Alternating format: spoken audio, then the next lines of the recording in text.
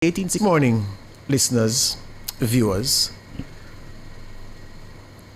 I don't know how many of you would have digested the latest Commissioner's Corner from the Chief of Police, Dr. Kevin Blake.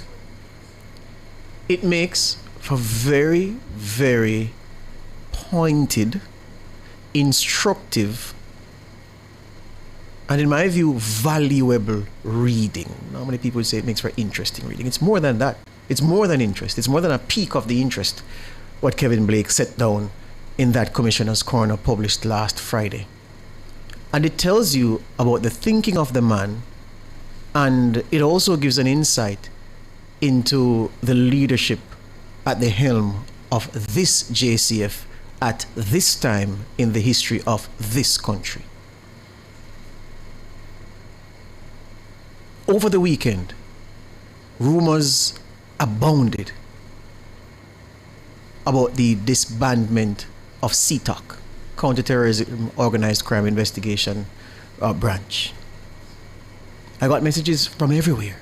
Oh, I want a CTOC. Here, I want a CTOC. A friend of mine called me about promotions not being done because of the CTOC issue 16. Then he called back to say 45. Then this and that. The rumors were just flying. And Commissioner's Corner is what gave legs to what the people were speculating about on the weekend. Now, Commissioner's Corner itself, what the Commissioner wrote, it has all the context you will ever need. But let me just apply this thing to it. The fact of the matter is, we have a police force that, historically speaking, has overperformed over the past, say, 3 years. The change in the performance, the improvements, the change in the deportment, the change in the professionalism, and people being accepting of the improving police force, all of those have happened in years prior. But let's go with the last 2 to 3 years.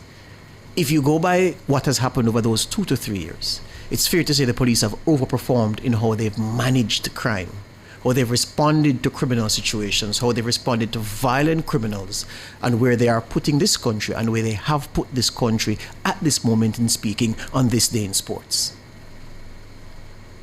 So that is the real context to look at everything in. And yet, amid this improvement, commendations for the police, pats on the back, Dr. Kevin Blake, he's sending us a strong message to say, listen, all is not well.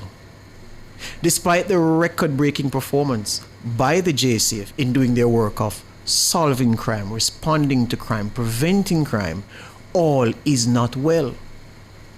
And then he jolts us by saying, the problem that the JCF has on my watch, people say under my watch, which is still correct, but the real phrase is on my watch.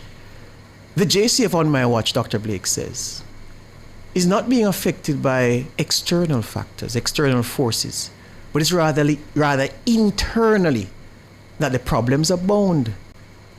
In other words, there are some among us inside this JCF who by their very conduct threaten to damage us to the extent that we can't give the public a service that they're getting used to experiencing and compromising our ability to produce the results that people are now used to experiencing.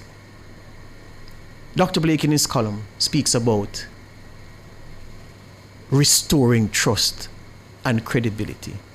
I would say to him, though, that the work he's doing, I would suggest, is not to restore trust and credibility, Dr. Blake.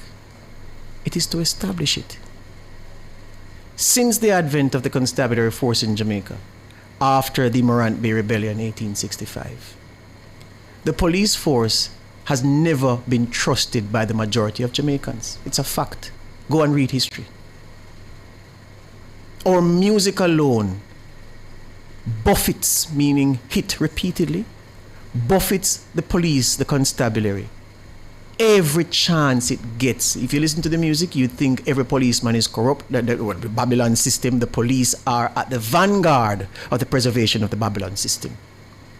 Politicians, especially opposition politicians, are always calling for police commissioners' heads, always criticizing the police. Those in charge, as murders run rampant, are always on the defensive about the work of the police.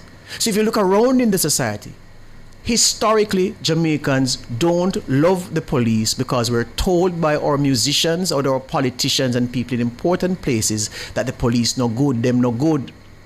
They're here to preserve Babylon system. Don't trust them. And I don't know how a country experiencing the murders that we did fed its people a steady diet of police corrupt, police for dead, box squad in a face, gas station, shoot up station, we were fed a steady diet of that for decades.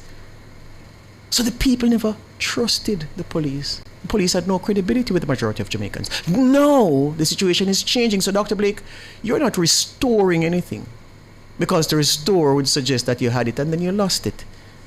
You, sir, following on from some of your predecessors before you, are building that credibility and that trust. Yeah? Come now to CTOC. We had a story in the bulletin, Mahiri Stewart, talking about the Special Investigations Branch. That branch replaces CTOC. The statement from the JCF did not say that. And the commissioner's observations, lamentations, call to action did not mention CTOC once in his commissioner's corner. But he was talking about nothing else but CTOC. CTOC, effectively on this day in sports, February 9, 2026, has ceased to be. It's like Monty Python's parrot, it's dead. And why has it died?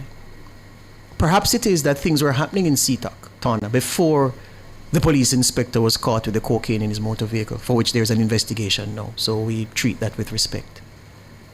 A court proceeding. But after that, the 2 parcels of cocaine found at CTOC. And the commissioner has said, I'm ripping this all up because he recognizes that through CTOC, the cancer in the police force is threatening to affect the whole body. CTOC, based on the checks by the police, was that gangrenous part of the JCF that would putrefy, meaning to make rotten, the rest of the body of the JCF. And the man cut it off. Him chop it off clean, clean, clean. Here's what he said in his commissioner's corner. We have to continue to enjoy the trust and confidence of the people of Jamaica. I address that continue. You're building that trust and confidence now, CP. He says, we have to guard our reputation and integrity like a fortress. Colleagues, confidence and trust are fragile and fickle. They are difficult to earn and easy to lose. Do we simply accept that there are events of criminality that define who we are and what we're defined by? Or do we get to work at rebuilding the trust of those on whom we depend to help see this mission through? He says, resilience, my colleagues, is not only relevant to our effort against murderous hoodlums, it is also about maintaining our credibility and integrity, even while it is threatened from within. The man is telling you why he has to clean house, because he says the reputation of the JCF and the integrity of the JCF have to be guarded like a fortress. And that confidence and trust are fickle and fragile, hard to build but easy to lose. And so he says there are things that threaten from within, and that is why we have to begin the process of healing. He writes further, to heal, we sometimes have to renew ourselves. Again, that's as strong a hint as any. We sometimes have to make sweeping changes, another hell of a hint, to our structures, processes, and systems, changes that will ensure that weaknesses that were exploited are addressed and vulnerabilities removed. Take off your glasses, people. Look with a good eye. That's exactly what he's saying. He's giving you the reasons for this sweeping change of the excise of CTOC. He says, our response to any such crisis must always place us in a state that is much better than before. These changes that we have to make during the healing and rebuilding process sometimes affect many who themselves are not culpable in any way. And so it is important that you know, talking to the public now, that you're also a part of the renewal effort, talking to the police men and women in the JCF. So what he's saying to the police personnel, please understand why I'm making these changes. And after you understand, walk with me on the path into the light. That is what the police commissioner is saying. And it's a decisive move, because many police commissioners would look at the success that they've been enjoying and believe that they can continue with the structure as it is. Why rock the boat? Why risk demoralizing some people? Why risk alienating some people? Why make this drastic move to cut off a CTOC that was established in 2015, which has done so much good work, but which has been found by the police commissioner and the police high command to be gangrenous? You remember when they disbanded Mobile Reserve in 2019, the hue and cry? When last you hear somebody say the police have been affected by the fact that the Mobile Reserve have been disbanded? Change can work if change is made for the right reasons.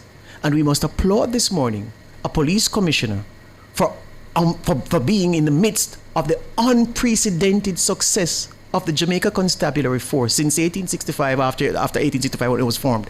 Unprecedented success. A lot of encomiums for the police commissioner. He sees the need amid all this success to change. It's like Usain Bolt in his prime, beating everybody and changing a major aspect of his training and preparation because he sees the need to be better, not content with just keeping it here and enjoying success. This is what leadership looks like. But it will only work if the men and women are committed to the path that Dr. Kevin Blake is taking, and if Jamaicans understand and walk with him into the light.